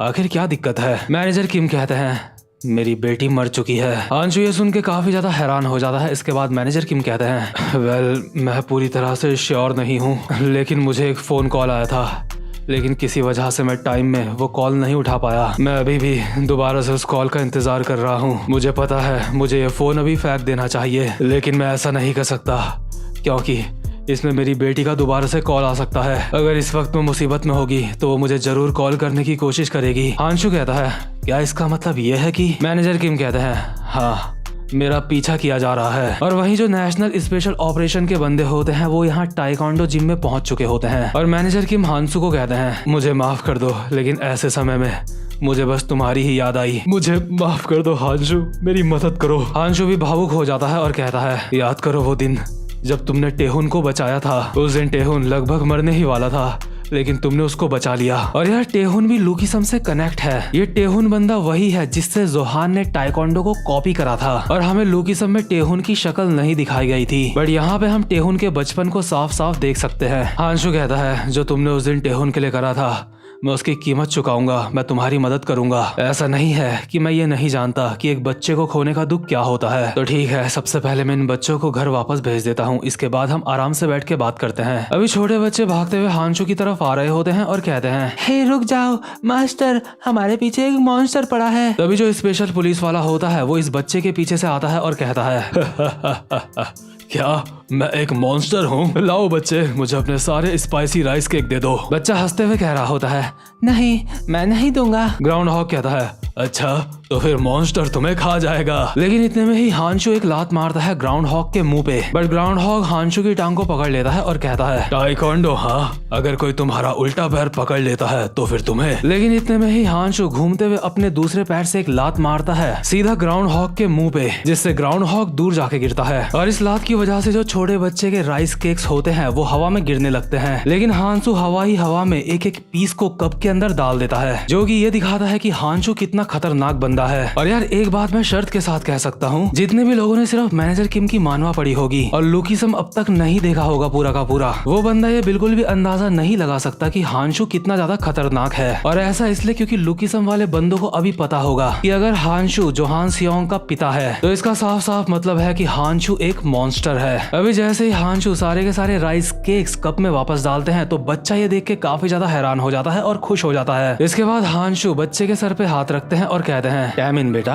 आज हम जिम को थोड़ा जल्दी बंद कर रहे हैं। सड़क में आवारा मत घूमना और सीधा अपने मैथ्स के लेसन में जाना, ठीक है? और मिन क्योंग, तुम्हारी पियानो की क्लास है ना? मिन क्योंग कहता है हाँ मास्टर। लेकिन इतने में ही जो ग्राउंड हॉग होता है अपनी जगह से उठ के हांचू के ऊपर एक मुक्का मारने वाला होता है, बट मैनेजर किम अपने एक हाथ से इस मुक्के को रोक लेते हैं और ग्राउंड हॉग को कहते हैं यहाँ पे लड़ना बंद कर, यहाँ पे छोटे बच्चे हैं। ग्राउंड हॉग कहता है ओह कोड 66, मैं तुझे ही ढूंढ रहा था। और ग्राउंड हॉग उछल के मैनेजर किम के ऊपर एक लात मारता है, लेकिन हांसू उससे भी ज्यादा ऊपर उछल के ग्राउंड हॉग के मुंह पे तो लात मारता ही मारता है, उसके पीछे से जो बाकी के पुलिस वाले आ रहे होते हैं उनके भी मुंह पे लाते बजा देता है। देखते ही देखते हांसू ने हवा में इन पुलिस वालों के मुंह पे काफी सारी लाते बजा दी होती है। इन पुलिस वालों की कोई भी औकात नहीं होती हांसू के सामने और ये बोल रहे होते हैं आखिर ये क्या है, ये इंसान उड़ रहा है, आखिर ये कौन है?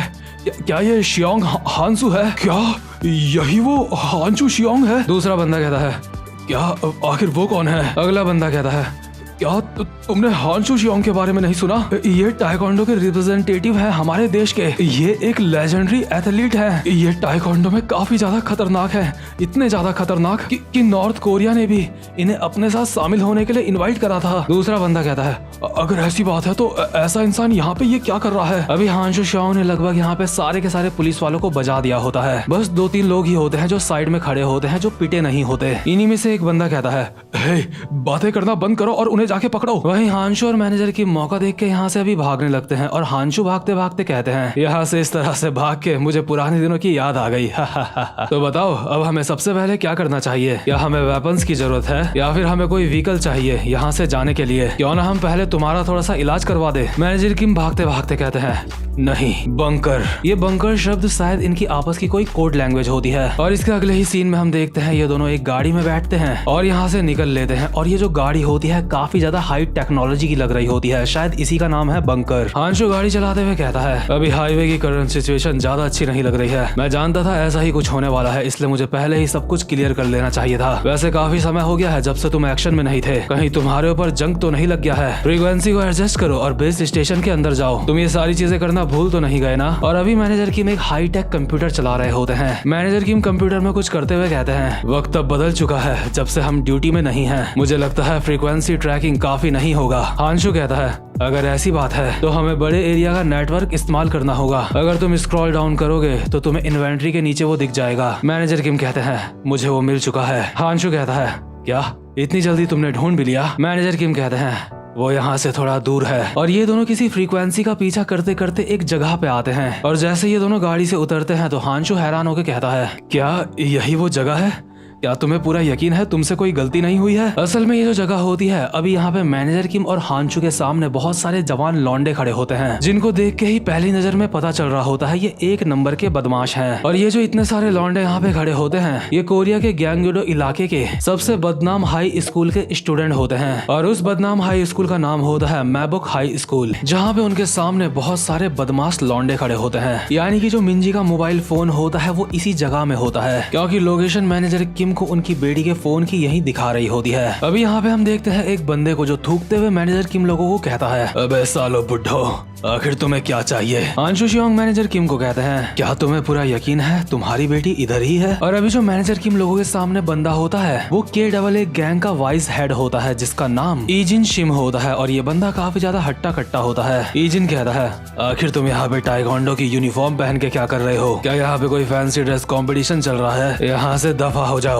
साउथर्न ग्योंगी की आज 4 बड़ी गैंग्स यहाँ पे एक साथ आ रही है, अगर तुम लोग यहाँ पे रहे तो तुम्हें चोट लग जाएगी, इसलिए यहाँ से दफा हो जाओ। लेकिन मैनेजर किम और हांशु शियोंग इन लोगों की बातों के ऊपर ध्यान भी नहीं देते और आगे की तरफ बढ़ने लगते हैं। ये दोनों आपस में बोल रहे होते हैं जहाँ से तुम्हें सिग्नल मिल रहे थे उसकी एग्जैक्ट लोकेशन क्या है? बीच वाली बिल्डिंग का जो पहला फ्लोर है वो सिग्नल वहाँ से आ रहे थे, हमें आगे चल के वहाँ से लेफ्ट टर्न लेना होगा। और ईजिन को अभी ये देख के गुस्सा आ जाता है कि ये दोनों उसको इग्नोर मार रहे हैं। ईजिन मैनेजर किम के कंधे में पीछे से हाथ रखता है और कहता है ये साले हरामजादे, लगता है इन्होंने कानों में कुछ लगा रखा है। ओए बुड्ढे क्या तुझे मेरी बात सुनाई नहीं दी? लेकिन इतने में ही मैनेजर किम इस बंदे को हवा में उठा के जमीन में पटक देते हैं और इसकी छाती में पैर रख के कहते हैं शोंगिन हाई स्कूल की मिंजी किम, उसने काला कोट पहना है और लाल टाई, साथ ही साथ में उसमें हार्ट शेप का एक की चेन भी है। क्या तूने ऐसे दिखने वाली लड़की को देखा है? ईजिन जमीन में बड़ा बड़ा कहता है नहीं मैंने नहीं देखा। मैनेजर किम कहते हैं अगर तू मेरे रास्ते में आया तो मेरे पास इतना वक्त नहीं है कि तेरे साथ में अपना समय बर्बाद करूं। इतने में ही जो स्कूल की बिल्डिंग होती है उसके अंदर से एक बंदा झांकता हुआ देखता है और इसके बाद अंदर एक बंदे को बोलता है, लगता है बाहर काफी ज्यादा शोर शराबा हो रहा है। तभी हम देखते हैं एक बंदा यहाँ पे होता है जो लड़कियों से घिरा हुआ होता है। वो स्टाइल के साथ कहता है, ओए यंग मिन, तुझे याद नहीं मैंने तुझे क्या कहा था? मैंने तुझे बताया था आज हमारी इंपॉर्टेंट मीटिंग है ना? इसलिए कोशिश कर कि यहाँ पे ज्यादा शोर शराबा ना हो। और ये जो अभी जगह होती है यहाँ पे साउथर्न ग्योंगी की 4 बड़ी गैंग्स यहाँ पे मिल रही होती हैं आपस में। और जो 4 बड़ी गैंग्स यहाँ पे आपस में मिल चुकी होती है उन चारों गैंग का एक लीडर होता है जिसका नाम होता है श्योंग हो सिन, जिसकी उम्र 19 साल होती है। श्योंग हो सिगरेट पीते पीते कहता है,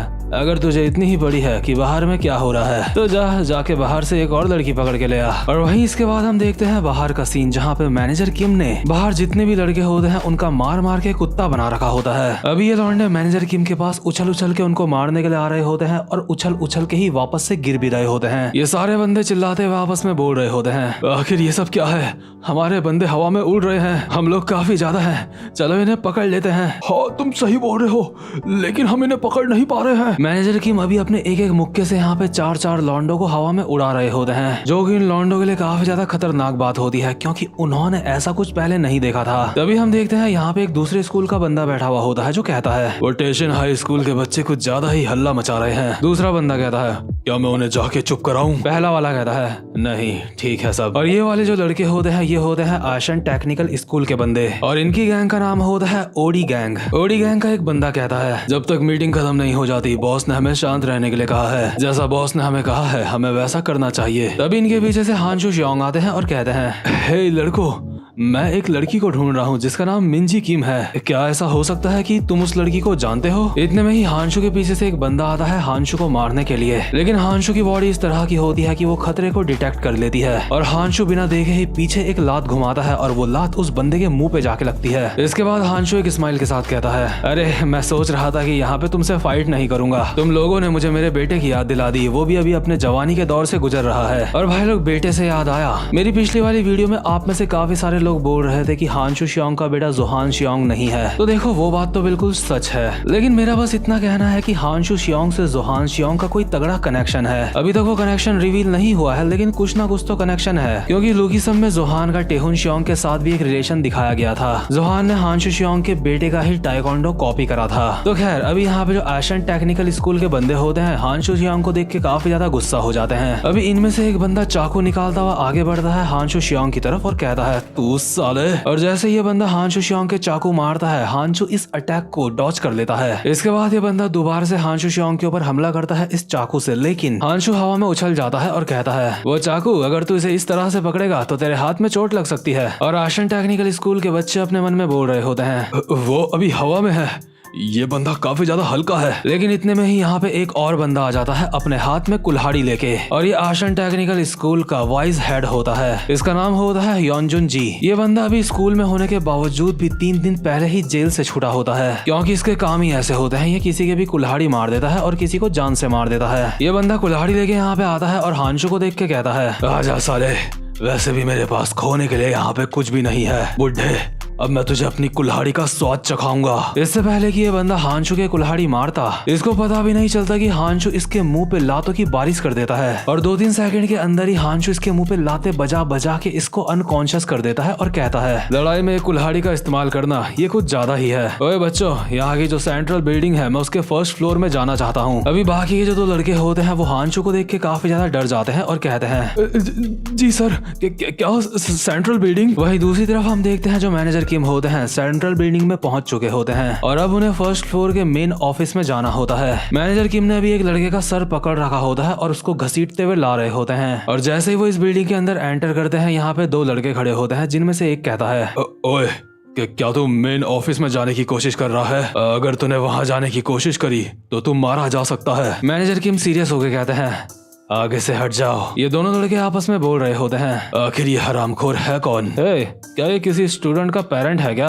ओए बुड्ढे, यहाँ से चुपचाप से कट ले। लेकिन ये जो बंदा होता है इसको पता भी नहीं चलता कि मैनेजर किम का मुक्का इसके नाक के काफी ज्यादा क्लोज आ चुका है और मैनेजर किम तबाही मचाते हुए यहाँ से आगे जा रहे होते हैं। उनके रास्ते में जो कोई भी आ रहा होता है वो सेकंड से पहले जमीन में पड़ा हुआ दिख रहा होता है। मैनेजर किम अभी इन लॉन्डो को मारते मारते बिल्डिंग में काफी ज्यादा आगे तक आ गए होते हैं और तभी वो देखते हैं उनके सामने एक बंदा खड़ा होता है जो जो कि होता है PH गैंग का वाइस हेड और इसका नाम होता है योंगमिन कैंग। और ये बंदा भी पहले जेल रह के आ चुका है और इसको भी बॉक्सिंग आती है, बट ये हमारे जैक ली के आसपास का बिल्कुल भी नहीं होता। अभी मैनेजर किम ने जिस बंदे का सर पकड़ रखा होता है वो रो रहा होता है और मैनेजर किम से दया की भीख मांग रहा होता है। ये बंदा रोते रोते मैनेजर किम को कहता है, सर यही है फर्स्ट फ्लोर का मेन ऑफिस, जैसा आपने कहा था मैं आपको यहाँ पे लेके आ गया हूँ, फिर प्लीज मुझे छोड़ दो। वहीं योंगमिन जो मैनेजर किम के सामने खड़ा होता है अपना चश्मा उतार के फेंकता है और कहता है, मुझे लगता है बाहर काफी ज्यादा हल्ला हो रहा है, तो वो हल्ला तू मचा रहा था, सिर्फ एक बुड्ढे ने बाहर इतना हंगामा मचा दिया, लगता है तू थोड़ा बहुत वर्कआउट भी कर लेता है। और योंगमिन स्पीड में आता है मैनेजर किम की तरफ उनके मुंह पे मुक्का मारने के लिए, और जैसे ये मुक्का मैनेजर किम के मुंह पे लगने वाला होता है मैनेजर किम अपने लेफ्ट हैंड से इस बंदे का मुक्का साइड कर देते हैं और पलक झपकते ही इस बंदे के ऊपर काफी सारे मुक्के मार देते हैं। ये बंदा इस हालत में भी मैनेजर किम के ऊपर दोबारा से अटैक करने की सोच रहा होता है, लेकिन इतने में ही मैनेजर किम इसका हाथ पकड़ के इसको हवा में उल्टा उछाल देते हैं और कहते हैं, अपना मुंह बंद कर और मेरे रास्ते से हट जा, और एक मुक्का मारते हैं इस बंदे के मुंह में, जिससे ये बंदा मेन ऑफिस का दरवाजा तोड़ते हुए वहाँ अंदर जाके गिरता है। और यही मेन ऑफिस के अंदर होता है इन सबका लीडर। जैसे ही मैनेजर किम यहाँ मेन ऑफिस में पहुंचते हैं, यहाँ पे जितने भी बंदे होते हैं चिल्ला के खुद से बोल रहे होते हैं, क्या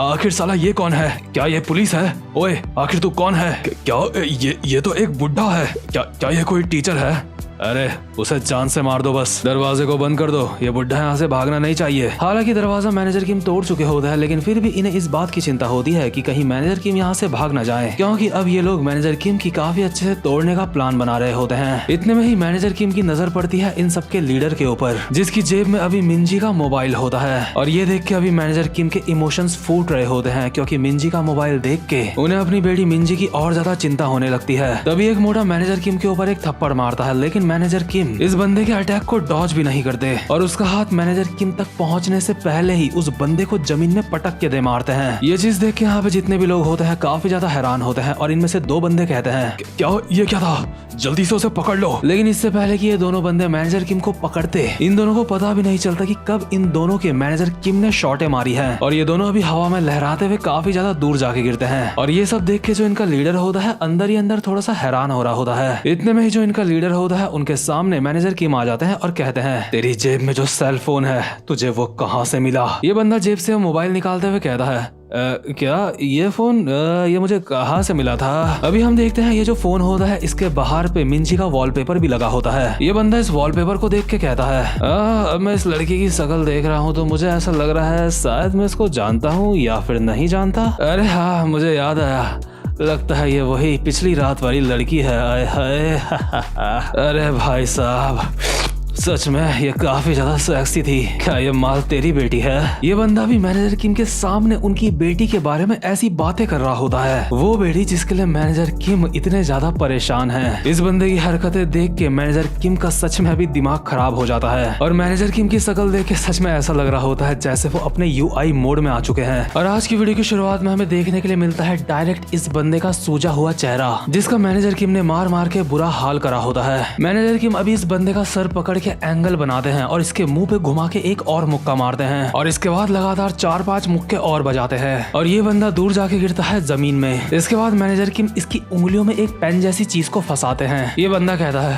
अगर तुम क्या कर रहे हो, लेकिन मैनेजर किम घुमा के इसके हाथ में लात मारते हैं, जिस वजह से इस बंदे की चीखें निकल जाती हैं। मैनेजर किम अभी इस बंदे के हाथों में लाते मारे ही जा रहे होते हैं। इतने में ही हान चू शियोंग मैनेजर किम को रोक लेते हैं और कहते हैं, अब आप रुक सकते हो, अगर ऐसा ही चलता रहा तो ये मर जाएगा। इसने हमें बता दिया है कि जो कुछ भी ये बोल रहा था वो सच नहीं है, ये आपकी बेटी को नहीं जानता। इसके बाद मैनेजर किम इस बंदे के सामने थोड़े से और पेन फेंकते हैं और सीरियस होकर इस बंदे को कहते हैं, ठीक है तो तू बोल रहा है तू मेरी बेटी को नहीं जानता है, तेरा उसके साथ कोई भी लेना देना नहीं है, क्यों। ये बंदा जो अभी थोड़ी देर पहले तक काफी ज्यादा हीरो बन रहा होता है अभी रोते रोते कहता है, हाँ, दरअसल बात ऐसी है कि। इसके बाद ये बंदा मैनेजर किम को बताता है कि उसके पास मैनेजर किम की बेटी का मोबाइल कैसे आया। और अभी हम देखते हैं एक पुराना सीन जहाँ पे इस बंदे के पास इसके साथ का एक बंदा आता है एक पेटी लेके, जिसके अंदर काफी सारे मोबाइल पड़े हुए होते हैं। वो बंदा इसको आके कहता है, सर जैसा आपने कहा था काम हो गया है, मैंने इन सारे बर्नर फोन को अनलॉक कर दिया है और इनके अंदर जितने भी लॉक वगैरह लगे थे, जितने भी प्रोडक्शन थे, मैंने सबके सब हटा दिए हैं। साथ ही साथ में जितने भी लड़कियों के फोन है वो मैंने इससे अलग कर दिए हैं। ये बंदा खुश होकर कहता है,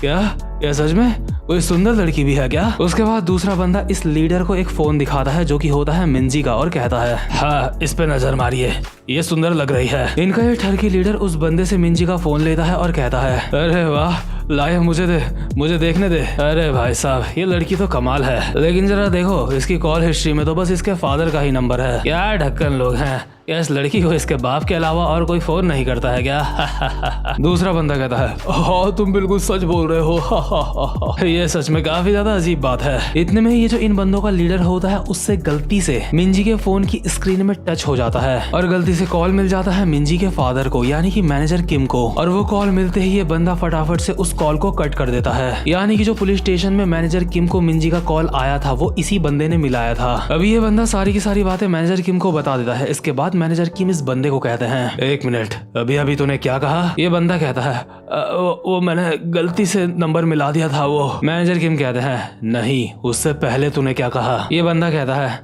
उस लड़की के फोन में सिर्फ उसके डैड का ही नंबर था, उसके फोन के अंदर उसके एक भी दोस्त का नंबर मुझे नहीं दिखा। हाँ लेकिन उसके मैसेज में मैंने एक नंबर देखा था जिसमें लिखा हुआ था हैरियोंग, किसी हैरियोंग नाम की लड़की ने उसको मैसेज करा था। और मैनेजर किम ये सुन के काफी ज्यादा हैरान हो जाते हैं कि उनकी बेटी के फोन में बस उन्हीं का नंबर है। मतलब यार सच में कभी कभी पेरेंट्स समझ नहीं पाते कि उनका बच्चा किस मुसीबत से गुजर रहा है, और ऐसा ही हो रहा होता है हमारी मिंजी के साथ। ये बंदा भी फटी हुई हालत में और बताता है और कहता है, लेकिन वो जो मैसेज था, मैं एग्जैक्टली उस मैसेज वाले इंसान को तुम्हारी बेटी का दोस्त नहीं बोल सकता। और मिंजी को जो एक मैसेज आ रखा होता है उसमें लिखा होता है, मिंजी क्या तुम मुझे $20 दे सकती हो? मतलब कि कुल मिला के एक मैसेज है उसके फोन में किसी और का, और उसमें भी कोई इंसान मिंजी से पैसे मांग रहा है। ये देख के मैनेजर किम को समझ आने लगता है कि उनकी बेटी सही संगत में नहीं थी और ना ही उनकी बेटी का कोई दोस्त था। इसलिए मैनेजर किम अभी काफी ज्यादा दुखी लग रहे होते हैं और हैरान लग रहे होते हैं। अभी मैनेजर किम को याद आ रहा होता है जब कुछ समय पहले मिंजी उनसे नाराज होकर जा रही थी तो मिंजी ने कहा था, मुझे ढूंढने बिल्कुल भी मत आना, मैं हैरियोंग के घर जा रही हूँ। और एक बार जब मिंजी कहीं घूमने जा रही थी तो उस समय भी मैनेजर किम ने मिंजी से पूछा था, बेटा तुमने क्या बताया था, अगले हफ्ते तुम किनके साथ घूमने जा रही हो? मिंजी ने उस समय भी डरते डरते जवाब दिया था, वो मैं हैरियोंग के साथ जा रही हूँ, हैरियोंग की मॉम ने कहा कि वो लोग मुझे अपने साथ ले जाएंगे। और मैनेजर किम अभी यही सारी बातें सोच के अपने मन में बोल रहे होते हैं, क्या हैरियोंग? लेकिन वो तो मिंजी की काफी ज्यादा अच्छी दोस्त थी। इसके बाद मैनेजर किम हैरियोंग के और ज्यादा मैसेज खोल के देखते हैं और उन्हें पता चलता है कि जो भी वो हैरियोंग नाम की लड़की है वो बस मिंजी का फायदा उठा रही है। वो कभी मिंजी से पैसे मांगती तो कभी उसका मोबाइल मांगती। दोस्त के नाम पे मिंजी के पास बस यही एक लड़की थी और वो भी असल में उसकी दोस्त नहीं थी। अभी जिस बंदे की मैनेजर किम ने कुटाई करी होती है वो रोते रोते कहता है, मुझे माफ करना, ये जो हैरियोंग नाम की लड़की है मुझे लगता है वो तुम्हारी बेटी का इस्तेमाल कर रही है। इसके बाद हमें दिखाया जाता है मिंजी के स्कूल का एक पुराना सीन, जहाँ पे अचानक से हैरियोंग मिंजी के पास आती है और कहती है, हे मिंजी क्या तुम कुछ दिनों के लिए मुझे अपना मोबाइल दे सकती हो? वो दरअसल मुझे मेरे बॉयफ्रेंड से बात करनी है और मेरा फोन मेरे पास नहीं है। चलो ज्यादा देर के लिए नहीं, लेकिन मैं चौथे पीरियड में तुम्हारा फोन तुम्हें वापस कर दूंगी। मिंजी कहती है, हाँ नहीं, आखिर मैं अपना फोन क्यों? इतने में ही हैरियोंग कहती है, मिंजी क्योंकि हम दोनों दोस्त हैं, है ना? हम दोनों दोस्त हैं ना? मिंजी कहती है, क्या दोस्त? हैरियोंग कहती है, हाँ दोस्त तो एक दूसरे को अपना फोन देते रहते हैं, इसमें कोई भी गलत बात नहीं है। यो थैंक्स मिंजी, तुम्हारा बहुत बहुत शुक्रिया। और हैरियोंग मिंजी का फोन यहाँ से लेके चले जाती है और जाते जाते अपनी दूसरी दोस्त के साथ मिंजी का मजाक उड़ा रही होती है। और मिंजी बेचारी को लग रहा होता है कि ये लड़की उसकी दोस्त है, इसीलिए किसी समझदार इंसान ने कभी कहा था ये दोस्ती हमेशा सोच समझ के करनी चाहिए। तो खैर जैसे हमें समझ आ चुका है कि हैरियोंग कितनी ज्यादा हरामखोर थी, ये बात मैनेजर किम को भी समझ आ चुकी होती है और वो काफी ज्यादा गुस्सा हो जाते हैं ये सोच के कि उनकी बेटी कितने ज्यादा दुख में जी रही थी। मैनेजर किम अपने मन में बोल रहे होते हैं, मैं इसके बारे में कुछ भी नहीं जानता था, शिट। इसके बाद हम एक और पुराना सीन देखते हैं जहाँ पे मैनेजर किम मिंजी का एक फॉर्म भर रहे होते हैं और उन्हें मिंजी के एक दोस्त का नाम चाहिए होता है। इसलिए मैनेजर किम मिंजी को कहते हैं, बेटा तुमने क्या बताया था, तुम्हारी वो जो काफी अच्छी दोस्त है उसका नाम क्या था? हैरियोंग है ना? मिंजी कहती है, हाँ आपने बिल्कुल सही कहा, आप वहाँ पे हैरियोंग का नाम लिख सकते हो, वो मेरी काफी ज्यादा अच्छी दोस्त है, वो हमेशा मेरे साथ रहती है, वो मेरी सबसे ज्यादा अच्छी दोस्त है। और अभी मैनेजर की उसी हैरियोंग के मैसेज पढ़ रहे होते हैं जिसपे लिखा होता है, मिंजी सॉरी, मुझसे तुम्हारे जिम के कपड़े खो गए, सॉरी मिंजी, लेकिन अभी मैं थोड़ी देर बाद तुम्हारा मोबाइल फोन लेने आ रही हूँ। और यार सोचो जरा एक बाप के दिल पे क्या बीतेगी कि उसकी बेटी मर चुकी है और उसके बाद उन्हें पता चल रहा है कि जब वो जिंदा भी थी तब भी वो इतनी ज्यादा कुछ खास अच्छी नहीं थी, तब भी वो काफी ज्यादा अकेली थी। इसलिए मैनेजर किम अपने मन में कहते हैं, सच में सच में मुझे कुछ भी नहीं पता था अपनी बेटी के बारे में। और बेचारे मैनेजर किम को भी याद आ रहा होता है कि कैसे वो मिंजी के ऊपर गुस्सा करा करते थे। हम देखते हैं एक सीन में मैनेजर किम मिंजी को बोल रहे होते हैं गुस्से में, आखिर आजकल तुम कॉल क्यों नहीं उठाती हो? हाँ, मिंजी डरते हुए कहती है, क्या आपने मुझे कॉल करा था? मुझे कॉल मत करा करो, मुझे सच में काफी ज्यादा अजीब लगता है। मैं कोई बच्ची नहीं हूँ, और वैसे भी कॉल ना उठाने में इतनी क्या बड़ी बात हो गई? वैसे भी मैं अपनी दोस्तों के साथ थी, इसलिए मैं कॉल नहीं उठा पाई। मैनेजर किम के दिमाग में बस बार बार यही बातें चल रही होती हैं। आखिर पहले मुझे मिंजी की परेशानियों का अंदाजा क्यों नहीं हुआ? सच में मिंजी को काफी कुछ सहना पड़ा होगा, मेरी बच्ची। हांशु शियोंग भी समझ जाते हैं कि मैनेजर किम काफी ज्यादा दुख में हैं, इसलिए वो मैनेजर किम का हाथ पकड़ते हैं और कहते हैं, अपने आप को संभालो। ऐसा नहीं है कि मैं तुम्हारा दर्द नहीं समझता, लेकिन मेरे दोस्त, ये टाइम नहीं है इमोशनल होने का। हमें जल्दी से मिंजी को ढूंढना होगा। अगर एक बार हम उसको ढूंढ लेंगे तो तुम उससे माफी मांगना और कहना कि तुम उसके ऊपर ठीक से ध्यान नहीं दे पाए, इसलिए अभी हम इस समय इमोशनल नहीं हो सकते। इसके बाद मैनेजर किम कहते हैं, हांशु, तुम्हारा बहुत बहुत शुक्रिया मेरे दोस्त। हांशु कहता है, मैं जानता हूँ तुम्हारे लिए सब कुछ काफी ज्यादा मुश्किल होगा। मैं जानता हूँ तुमने अपनी तरफ से अपनी बेटी के लिए पूरी कोशिश करी होगी। मैं जानता हूँ अभी तुम्हारे दिमाग में काफी सारे बुरे ख्याल आ रहे होंगे, लेकिन मेरे दोस्त, एक बाप को कठोर होना पड़ता है। चाहे एक बाप के रास्ते में कुछ भी आए, उसको सारी मुसीबतों का सामना करना होता है। एक बाप ऐसा इंसान होता है जो अपनी पूरी फैमिली को संभाल के रखता है। मैनेजर किम इस समय काफी ज्यादा इमोशनल हो चुके होते हैं, लेकिन वो जैसे तैसे खुद को संभालते हैं और कहते हैं, हाँ, तुमने सही कहा, हर चीज की अपनी एक सही जगह होती है। अभी इमोशनल होने का ना वक्त है ना जगह है। और पीछे जो बंदा पड़ा हुआ होता है मार खा के, वो अपने मन में बोल रहा होता है, हाँ, मुझे तोड़ने के बाद इतनी समझदारी वाली बातें कर रहे हैं। लेकिन इतने में ही मैनेजर किम इस बंदे का कॉलर पकड़ते हैं और कहते हैं, अबे ओए, मुझे दोबारा से बता, ये फोन तुझे कहाँ मिला था? इसके बाद सीन शिफ्ट होता है और हम देखते हैं खुले आसमान का सीन, जिसके नीचे बैठ के एक भिखारी शराब पी रहा होता है। ये भिखारी शराब पीने के बाद कहता है, सच में मजा आ गया। आखिरकार ये साला जिंदगी होती क्या है? शायद से सिक्के जमा करना और सोजो पीना, इसी को जिंदगी कहते हैं। अरे लेकिन आखिर तुम दोनों कौन हो? अभी हम देखते हैं इस बंदे के सामने मैनेजर किम और हांशु पहुंच चुके होते हैं। मैनेजर किम इस भिखारी को मिंजी का फोन दिखाते हैं और कहते हैं, ओए, तू इस सेल फोन को जानता है ना? मुझे एक हाई स्कूल के लड़के ने बताया कि एक शोजो की बोतल के बदले तूने उसको ये मोबाइल दिया है। ये भिखारी फुल नशे में होता है और कहता है, क्या मैंने ऐसा भी करा था क्या? अच्छा, अगर करा है तो मतलब तुम बोलना क्या चाहते हो? मैनेजर किम कहता है, मैं बोलना चाहता हूँ तूने ये मोबाइल कहाँ से चोरी करा था? भिखारी कहता है, क्या? ए मिस्टर, क्या बोल रहे हो तुम? चोरी करा था? क्या मेरी हालत देख के तुम्हें लगता है मैं चोर हूँ? मैनेजर किम कहते हैं, अगर तूने ये चोरी नहीं करा था तो उसके बावजूद भी ये मामला किडनैपिंग का है। भिखारी किडनैपिंग शब्द सुनते ही डर के मारे यहाँ से भागने की कोशिश कर रहा होता है और कहता है, क्या किडनैपिंग? मेरे को जान दो। लेकिन मैनेजर किम इसको पकड़ लेते हैं और कहते हैं, सबसे पहले यहाँ से पुलिस स्टेशन चलते हैं। इसके बाद मैनेजर किम भिखारी का हाथ छोड़ देते हैं और भिखारी कहता है, क्या पुलिस स्टेशन?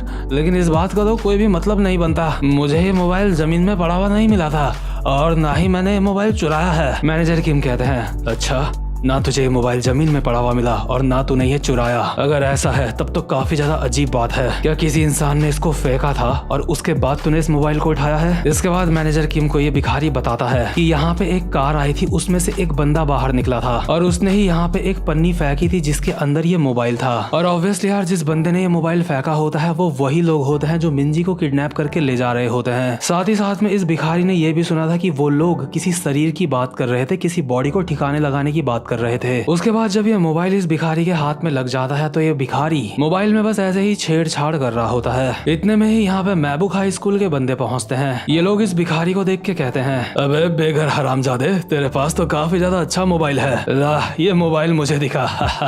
और यही सारी बातें अभी भिखारी मैनेजर किम को बता रहा होता है और कहता है, कुछ गैंगस्टर जैसे लोग कार से उतरे और ये मोबाइल और पर्स यहाँ पे फेंक के चले गए थे। मुझे लगा इसमें कोई भी दिक्कत नहीं है, इसलिए मैंने वो उठा लिया। है क्या तुम मेरी बात सुन भी रहे हो? मैनेजर किम ने सारी की सारी बातें सुन ली होती हैं और वो अभी काफी ज्यादा गुस्से में होते हैं। मैनेजर किम अपने मन में कहते हैं, मैं उन्हें ढूंढ लूंगा, वो हरामजादे जिन्होंने मेरी बेटी को किडनैप करा है। सिर्फ 10 मिनट के अंदर नहीं, सिर्फ 5 मिनट के अंदर मैं उन्हें ढूंढ लूंगा। मैनेजर किम इस भिखारी को कहते हैं, अबे ओए, वो जो कार यहाँ पे आई थी उसका नंबर क्या था? मुझे जानना है वो कौन सी कार थी, कैसी दिखती थी और उसका नंबर क्या था। क्या तुझे उस बारे में कुछ भी याद है?